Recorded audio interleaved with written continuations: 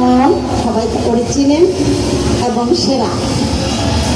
তো একটা প্রোগ্রাম ছিল নয়নের, 1 ঘন্টা লেট হবে। সে কারণে আমাদের স্টুডিওতে এবং আমাদের বেঙ্গল সিম্ফনিতে যে নাকি আমাদের গ্রুপ বাংলা ঢোল, আমাদের সজলকে বলছি যে তোমার একটু আসতে হবে, কারণ যতবার বিদেশ গিয়েছি সজল সাথে।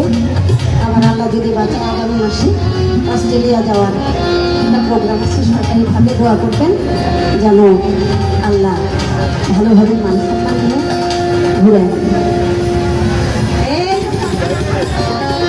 ভাবলে শুধু ব্যথা বাড়ে, ভাবলে শুধু